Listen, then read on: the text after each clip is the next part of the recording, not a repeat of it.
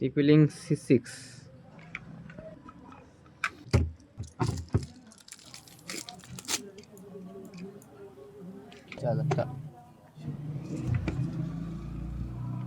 পাওয়ার input নাই, no light tight কিছু নাই।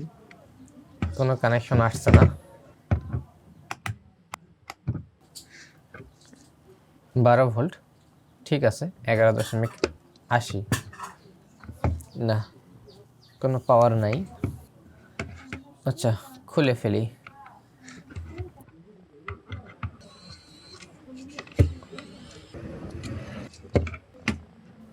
ওকে, ওহো, এই ব্যাপার।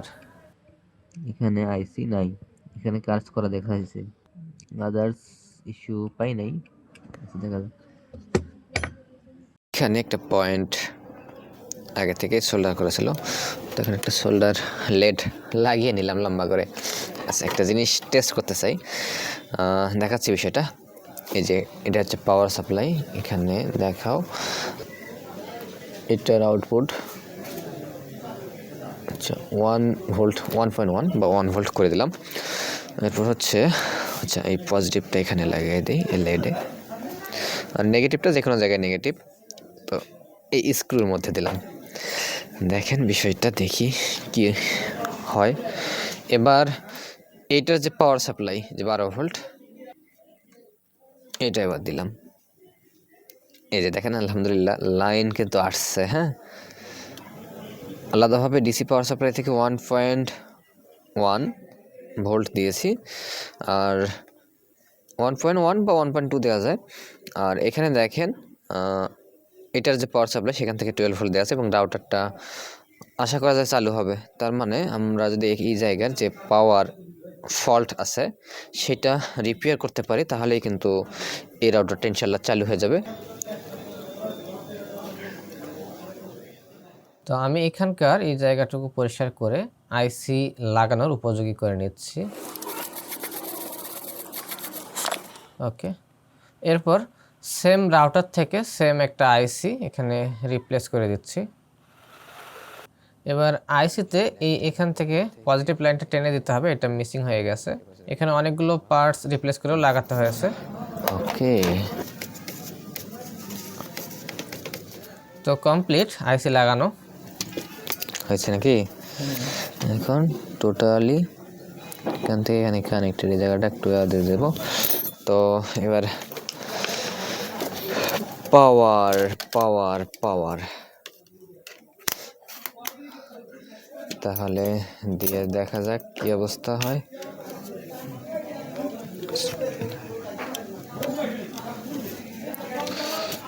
দিলাম পাওয়ার,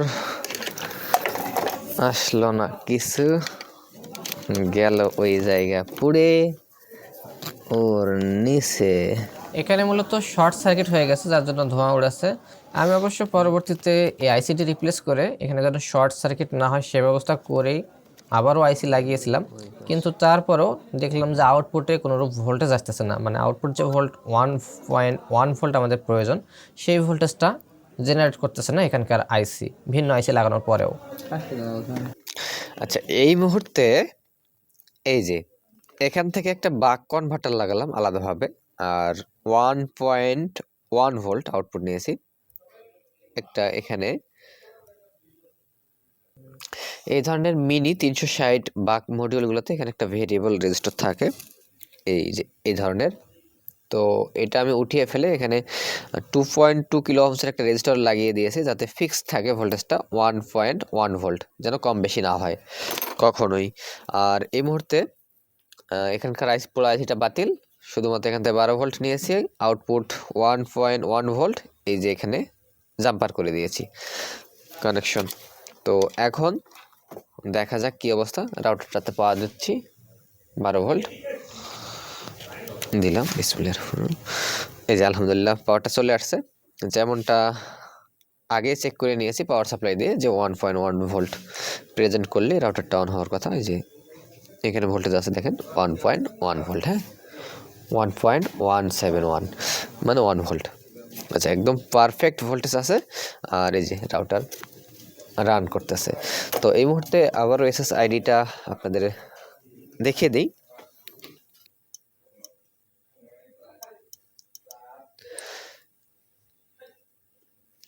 এই যে এই মুহূর্তে আবারও SSIDটা দেখে নিচ্ছি, রাউটার রানিং কমপ্লিটলি। এই যে আমি তো উচ্চারণ করতে পারতেছি না, আপনারাই বলেন এখানে কি লেখা আছে। কি চম, আমি বুঝতে পারতেছি না, কি চম কি শ্যাম, যাই হোক। তো এই হচ্ছে SSID। এই মুহূর্তে আমি রিসেট দেই, একটা SSID দেখতে পাচ্ছি, অন্য ডিভাইসে মূলত একটাই দেখাচ্ছে। আমি রিসেট বাটনটা প্রেস করে রিসেট করি। এটা রিসেট বাটনটা এই যে এখানে একটু গোপন থাকে, নিচেরটা ধরলাম চেপে,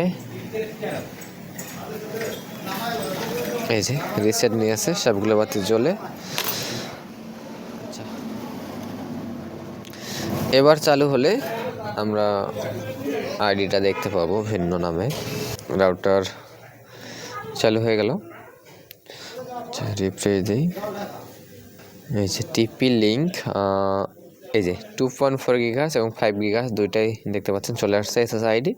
মূলত স্মার্ট কানেক্ট করা ছিল, যার জন্য একটা আইডি এর আগে দেখালো, এখন দেখতে পাচ্ছেন দুইটা।